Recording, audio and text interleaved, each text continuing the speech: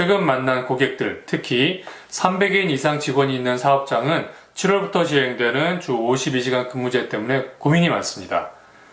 만약에 법을 어기다가 형사고발되면 기업 대표가 감옥에도 갈 수 있는 상황이니까 민감할 수밖에 없는 거죠. 그런데 이 52시간 근무제에 대해서 걱정은 많이 하면서도 왜 이런 제도가 시행됐는지는 글쎄 잘 모르는 눈치입니다.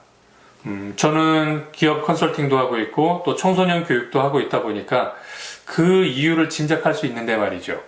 무슨 말이냐고요? 주 52시간 근무제가 우리 자녀들하고 연관이 되어 있다는 말입니다.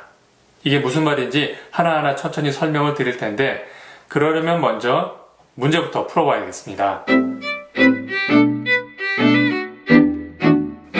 자, 퀴즈를 드립니다. 1번. 지난해, 즉 2017년에 우리나라에서는 몇 명의 아이가 태어났을까요? 보기를 드릴게요. 1번 39만 명, 2번 36만 명, 3번 33만 명. 짐작해 보시겠어요? 두 번째 질문은 이렇습니다.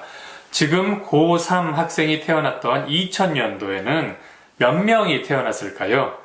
1번 69만 명, 2번 66만 명, 3번 63만 명. 1번과 2번 질문 사이에는 30만 명의 차이가 있다는 거 눈치채셨죠? 해마다 우리나라에서 태어난 아이들 숫자가 줄어들고 있습니다. 인구 절벽을 넘어서 이제는 인구 붕괴 이런 이야기까지 하고 있는데 상황이 얼마나 심각한지 한번 살펴보도록 하죠. 현재 고3 아이들이 태어났던 2000년에는 63만 4,501명이 태어났습니다. 그리고 고2 학생이 태어났던 그 다음에 2001년에는 55만 4,895명이 태어났는데 60만 명 벽이 무너진 거죠. 그런데 더 놀라운 건 그 다음입니다. 고1 학생이 태어난 2002년에는 49만 2,111명이 태어났습니다. 2년 사이에 출생자 수가 10만 명 넘게 감소한 겁니다. 더 두려운 일은요, 3년 후에 일어납니다. 2020년이 되면요, 지금 고1 학생들, 즉 2002년생이 만 18세에 이릅니다. 법적으로 결혼이 가능한 나이죠. 그런데 2002년생 중 여성은 약 25만 명에 미치지 못합니다. 그러니까 이게 무슨 말인고 하니 지금까지는 가임기 여성이 아이를 많이 낳지 않아서 인구가 감소하고 있어요 이렇게 걱정을 했는데 그때부터는 아이를 가질 수 있는 엄마가 될 수 있는 여성 자체가 25만 명 정도로 줄어들기 시작한다는 이야기입니다.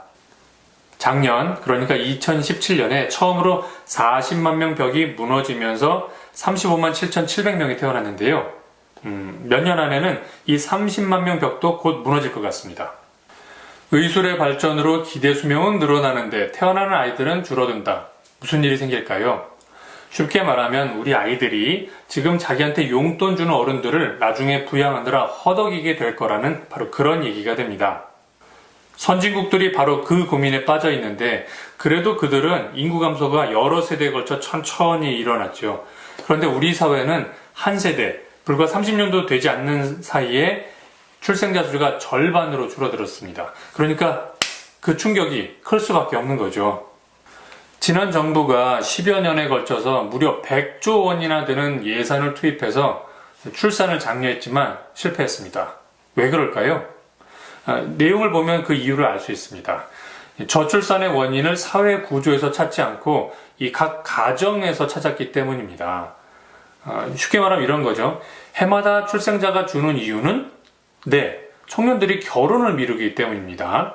일단 결혼만 해도 한 명 이상의 자녀를 갖는 게 일반적이잖아요.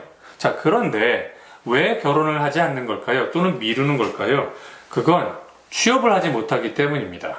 그러니까 달리 표현해 보면 아이 낳는 가정에 출산 장려금을 주는 게 아니라 더 많은 사람들이 직장을 가질 수 있도록 도와주면 자연스럽게 결혼, 이어 출산까지 해결할 수 있었을 거라는 이야기인 거죠. 자, 이런 까닭에 저출산 문제의 근본적인 해법은 첫 번째는요, 이 취업을 고용을 확대하는 거고요. 두 번째는 워라밸, 워크-라이프 밸런스를 맞추는 겁니다. 이번 정부는 고용 확대 그리고 워라밸 확대를 위해서 좀 강력한 해법을 도입했는데 그게 바로 주 52시간 근무제입니다. 그런데 여기 걱정이 하나 더 있습니다. 주 52시간 근무제를 시행해도 고용 확대로 이어질지 불확실하다는 거죠. 지난 수년간 인공지능 또 자동화 기술이 급격하게 발전하면서 고용 없는 성장이라는 추세가 자리 잡기 시작했습니다. 예를 들어 볼까요? 금호 석유화학은 2017년에 당기순이익으로 2,133억 원을 기록했는데 이게 전년 대비 191.4%에 해당됩니다. 반면 같은 기간 동안 직원은 28명이 오히려 줄었습니다. 매출액 기준으로 국내 100대 기업을 보면 지난 2년간 매출은 4.9%, 영업이익은 80.8%가 성장했는데요. 반면 고용은 2.7% 줄었습니다. 이처럼 고용 없는 성장이 대세가 되면 주 52시간 근무제를 도입해도 저출산을 막기는 어렵게 되는 거죠. 걱정입니다. 자, 퀴즈를 풀어볼까요? 1번, 지난해 우리나라에서 몇 명의 아이가 태어났을까요? 39만 명, 36만 명, 33만 명. 답은 35만 7,700명으로 약 36만 명입니다. 전년 대비 40만 명 벽을 뚫고 내려온 거죠. 그렇다면 지금 고3 학생들이 태어났던 2000년에는 몇 명의 아이들이 태어났을까요? 여기 그대로 약 30만 명을 더하게 되는데요. 보기 69만 명, 66만 명, 63만 명 중에서 답은 63만 4,501명이었습니다. 그러니까 2000년부터 2017년 요 사이, 불과 한 20년도 안 되는 사이에 인구 숫자가 약 30만 명 가까이 감소한 거고요. 거의 절반으로 줄어든 겁니다. 문제가 좀 심각하죠? 국가 차원에서 보면 해외 기업들이 국내로 이렇게 돌아오게 만드는 이른바 리쇼링을 촉촉하는 정책 또는 규제 완화가 필요해 보입니다. 그런데 이제 각 가정 차원에서는 뭘 할 수 있을까요? 하여튼 한마디로 말하면 고용 없는 성장 시대에 대비를 해야 됩니다. 구체적인 방법이요?